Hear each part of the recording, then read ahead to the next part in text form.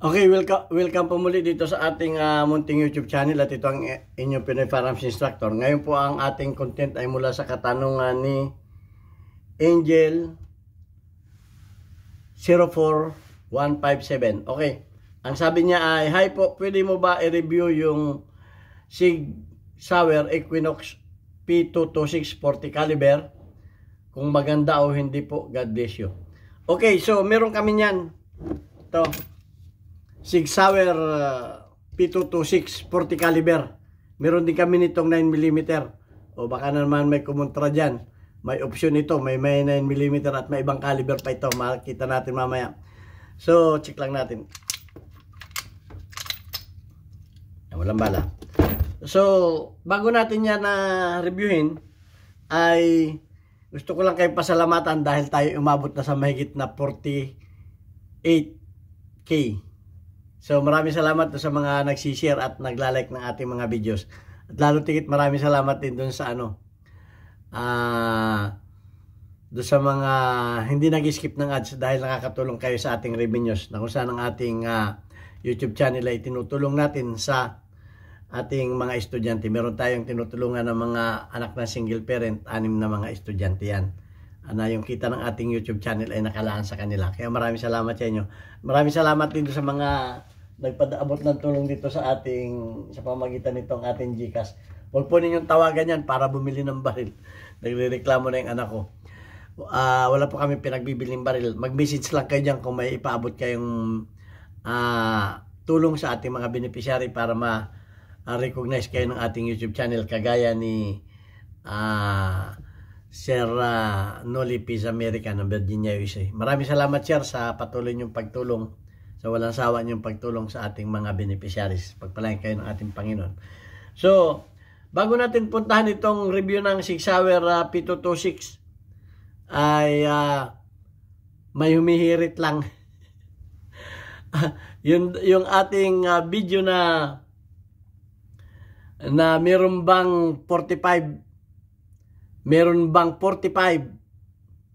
na HK na striker. Ngayon, ikinuntit natin, humirit. Yun daw ay experiment daw lang. Experiment daw lang yun. Paano naging experiment yun? Ito, at hindi daw yun HK. Ang linaw, ang nag-design ay si Helmut Weldel, manufacturer, Heckler & Koch, model P7M7, caliber 45 ACP, capacity 7+1, operation striker 5, action semi-automatic. Paano yan naging experiment? May patent. Ang US patent, 4,132,023. Self-loading pistol, filled by Helmut Weldel, May 19. Nakalagay pa kung kailan na yung filed, yung kanyang patent. May 19, 1977. Nandiyan pa yung publication. Paano naging yan?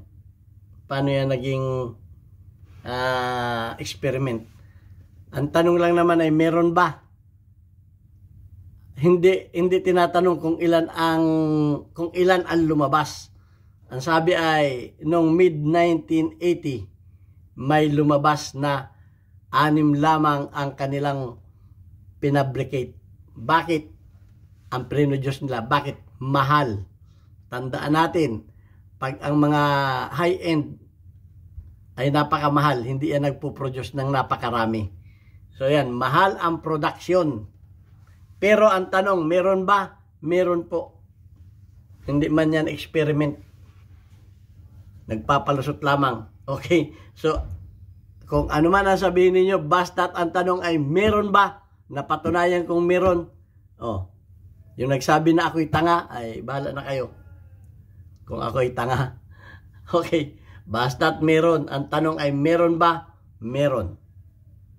Hindi ko na yan. Hindi ko na ulit-ulitin pa. Basta't meron. Ang tanong lamang ay hindi man tinatanong kung ilan. Basta't meron. 1+1 ang kasagutan dyan.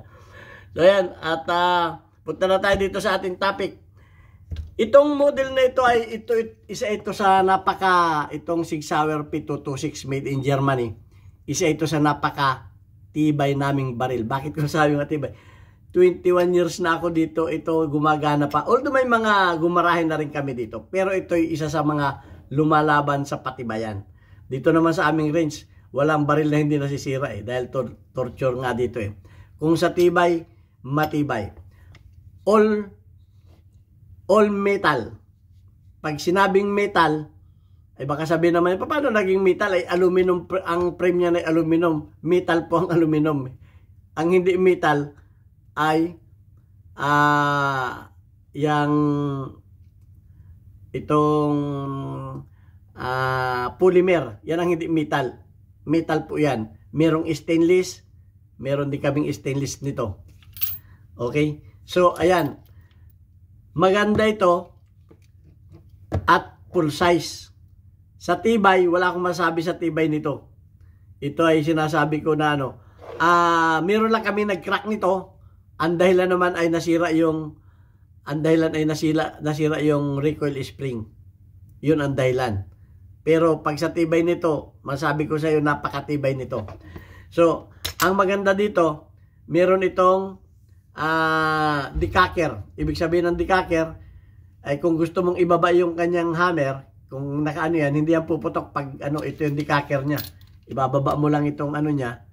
Yan, may decacker yan. Bababa yung niya. At pag dinikak mo yan, yan ay lagi ito kasing laging naka-half-cock ito. At pag ito ay kinalabit mo sa sa double action, ay napakalambot. Ito yung nakita ko na sa lahat ng mga double action, ang lambot ng double action ito. Malambot. At lalo na sa kanyang single action. Napaka-predictable ang kanyang trigger. Na malambot din ang maganda, crisp ang kanyang trigger. So, wala akong masabi pagdating sa trigger nito dahil subok na namin ito Ginagamit ko ito pag kami nagko-competition dito, lalo sa precision. Napakaganda nitong precision. At hindi naman masyadong mabigat, magandang pang-carry dahil nga aluminum ang frame, hindi ganong mabigat. Full size ito. Okay, ang barrel niya ito ay 40 caliber chambered ng Smith & Wesson. 4.5 ang barrel nito. So, halos full size na rin ito, kung tutusin. So, maganda ang nito, ang kanyang magazine. Meron din ito kasing 357 option. 12 ito 12 ang kanyang laman nito. Ang magazine ng 40. Yan, 12 ang nakalagay. So, yan. Yun ang masasabi ko nito na maganda. May mga option na caliber ito, babasahin natin mamaya. So, yun ang pagkakilala ko dito. At ito ay kang kagandahan ng hammer nito. Pagka kinalabit mo, yan, babalik siya sa half-cock. At hindi siya, kahit pukpukin mo ito, nakablock na yung hammer niya. Hindi tumatama doon sa kanyang firing pin. Nakakawang sa kanyang firing pin. Although ito ay meron din itong firing pin safety block din ito. Meron din itong firing pin safety block. Ayun. Meron din itong firing pin safety block nandun. So, maganda rin ang mechanism nito sa loob nito. Matibay ito. At ang kanyang grip ay swabe lang. Hindi masyadong malaki, hindi masyadong bulky. So, yan ang maganda rin ang inorgomic ng kanyang grip. So, tingnan na natin yung ibang para hindi tayo magtagal. Basahin na lang natin dito sa Google yung kanyang pros and cons. Para meron kasing baka hindi kayo naniniwala pa sa akin Sabi dito ito ay high-end at ito ay medyo may kamahalan sa mga ibang kumpara mo sa mga ibang brand. Ang sabi dito Sig Sauer P226 Equinox is a high-end, reliable. Isa ito sa mga high-end. Pag sinabi nga class. And accurate full-size pistol, renowned for its quality build and shooting experience. However, it comes with a premium price and its size is drawback for concealed carry. Maganda rin pang concealed carry ito. Ang mga pros nito ito, exceptional reliability, exceptional ang mapagkakatiwalaan. The P226 platform has a proven track. May proven track record ito, kaya nga ito ay subok na namin ito eh. Ito ay ginamit ng mga military, law enforcement, worldwide. Ibig sabihin, sa buong mundo. Ito ay ginamit din ng US Navy SEALs with a reputation for consistent performance even in adverse condition. Ibig sabihin, sa lamig, sa init, dito sa Middle East, sobrang init, walang problema. Sa sobrang lamig, walang problema. Adverse condition ang nito.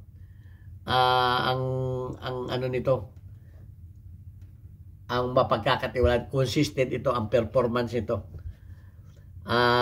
Kahit para sa mo ito dalhin. Ito high accuracy, ito yung sinasabi ko. Thanks to its longer barrel, excellent build quality and quality sight, open X-rays 3 day-night sight. Maganda ang sight nito. Maganda ang sight. Ayan o.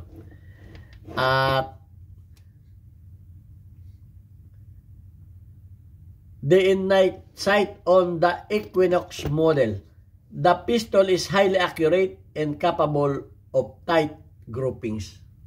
Capable ito sa tight groupings. Ibig sabihin, yung group nito ay nasa mga hindi lumalampas ng 5 inches.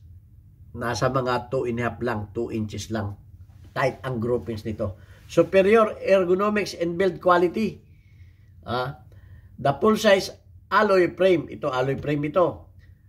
Hogi G10 grips provides comfortable, secure, and natural feeling grip, especially for users with a larger hand. Mas maganda ito sa mga users na mga larger hand. Ako nga, hindi man malaki ang kamay, pero okay na rin ito sa akin. The overall construction uses a high quality materials ensuring durability. Ang materials, high quality.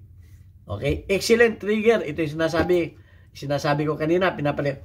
Model typically features short reset. Ang ibig sabihin, short reset ang nito. Pag inano mo, ang reset niya ay napaka-iksi lang ng reset niya. Short reset lang. Okay? Especially short reset known for its crisp brake. Maganda yung brake niya.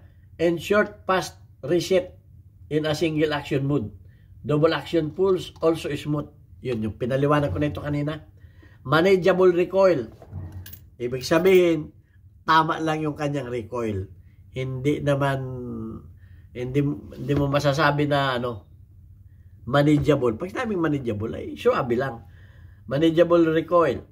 The substantial weight of the material frame helps mitigate recoil. Yung weight ng material frame ang nagmi-mitigate o nagkukontrol ng recoil, making it soft shooting and easy control firearms which aids faster follow-up shoot.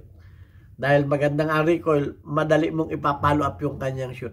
Kasi yung iba, mahirap mong i-follow up yung shoot. Yung hindi ka makakabilis ng shoot. Pero ito ay manageable. Aesthetic, the distinctive two-tones Equinox finish, polish slide and nickel-plated controls provide unique and attractive classic operate. Two-tone.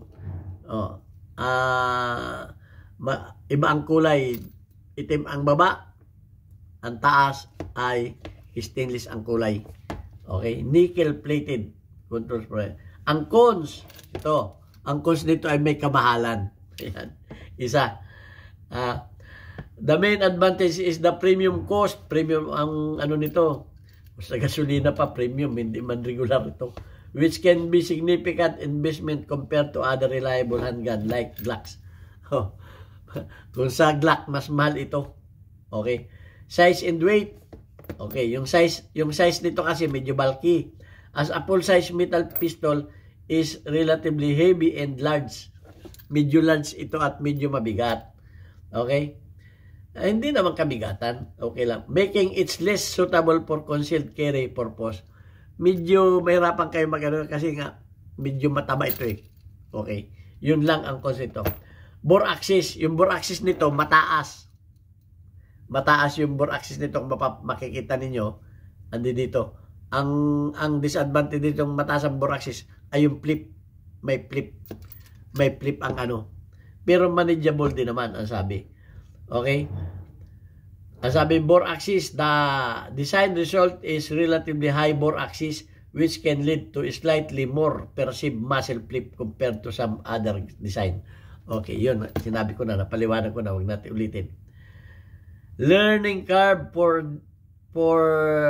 double action, single action trigger. While the single action is excellent yung single action mastering the transition from heavier initial double action pull to subsequent single action shoot requires dedicated practice and training. Ay, kaunting practice and training lang. Lahat naman ng baril, kinakailangan ng practice and training. Ako, pag humawak ako ng isang baril, medyo asiwa ka kasi hindi ka sanay dito. Kaya kailangan lang talaga kaunting practice and training. Limited customization. Limited ang pag-customize nito. Wala ka na halos gagawin dito eh. Pwede mo na lang itong lagyan ng ano. Ito, pwede mo lagyan ng laser sight. Gusto mo, flashlight. Ito, meron ng ano kasi. May pikat tiny rail na dito sa baba. Pwede mo rin itong lagyan ng ano. Ng red dot. Ito, sabi. Beyond grips and lights laser. O yun, beyond grips and light laser on the rail. Yan, pwede. Major aftermarket. Internal modification. Yung internal modification may not be widely available compared to more mass market pistol. Yung internal nito, mga piyesa nito, wala kang makakuha nito sa mga aftermarket. Compared mo doon sa mga ibang pistol. Talagang dadaan ka nito sa kampanya.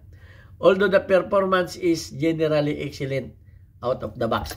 Pagdating sa performance, out of the box na, generally na ano. Okay, so marami pa tayong mababasa dyan.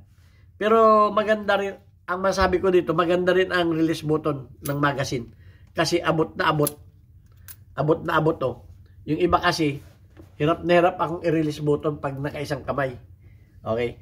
So ito, tingnan natin. Maganda rin. Ito, hindi nabanggit. Pero isang gusto ko dito, yung release button niya. Yung iba kasing baril, medyo nawawala pa sa posisyon yung kamay. Pero ito, lalo kong magandang ano nito. At saka yung tapat ng release button niya, may carb dito. Itong nagustuhan ko dito. Kaya madali mo siyang i-release ang magazine. Yan o, madali. So, maganda ang release button nito. Yun ang isang nagustuhan ko pa dito. At, yun nga, meron itong decacker. At madali din itong, ano, madali din itong buksan. O, ito. Ano mo lang, ilalagay mo lang sa ano sa lock yung kanyang slide lock, tapos ito lang ikutin mo lang itong disassemble latch, bababa mo lang na ganun. Yan, pag naibaba mo yan, tatanggalin mo na yan. Matatanggal mo na yan. Ayan na, maganda. Madali mong ano yan. Ayan, meron din siyang ano, safety pin black. Okay, maganda rin ang ano nito, extractor nito, maganda. Wala akong naging problema sa mga extractor nito, itong baril na to, dahil ito alagang-alaga ko to eh. So kung sa tibay, maganda. Lahat ng ano dyan, wala akong masasabi sa P226. Okay, ang ano lang nito ito, papaano ko lang dito. Ang nasisira ko lang dito, saglit lang, bubuksan ko. Yung return spring. Tingnan, papakita ko sa inyo ang return spring ng ano nito. Ng trigger return spring ito. Pero madali namang gawin. Madaling gawin. Ito yung sa experience ko na to ha. Sa mga experience ko dito. Ito lang ang malimit masira ko dito. Madami na akong pinalitan ito. Dali lang. Itong spring na to. Ilan na ang nagawa ko nito. Ito yung return spring nito. Kasi pagka ito'y nasira, bababa itong trigger bar niya, bababa yung trigger niya at hindi nagagana itong trigger niya. Yan ang nagpapagana sa trigger niya eh. Pag ito'y natanggal, tatanggalin ko. Ayan o, tatanggalin ko yan ha.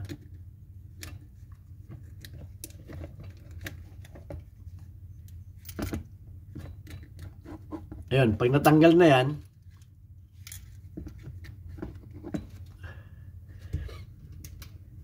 merap tanggalin ha. Ayun, pag natanggal na yung spring yan, bababa na itong trigger bar niya. At ito, hindi nagagana yan, hindi nagagana. So yung spring na yon nagpapataas dito. Yun lang ang malimit masira dito. Pero napakadali naman itong gawin. Gagayahin mo lang. Itong mga 1 mm, yung kahit pa yung medyo maliit sa 1 mm na spring. Yan, kukuil mo lang na ganyan. Ito, marami na ako nasira nito. Andun, hindi ko na lang pinakita sa inyo. Yun lang ang kalimitang nasisira ko dito. Kaya ito matibay din naman, ay may bakal siya dito na bridge. Ito, bakal itong bridge na to. Yan yung binabangga ng barrel. So yan, yun lang ang mga experience. Pero doon sa mga nabanggit sa Google, yan ang mga experience ng ako dito. So suma total, madali itong gawin. O pinakita ko lang sa inyo yun ang kalimitang nasisira dito. So yan. At saka itong recoil spring niya. Kasi ang original nito is stranded. Stranded ang recoil spring nito. Dapat meron kayong reserva. Ito ang recoil spring nito. Saglit lang, kukunin ko lang.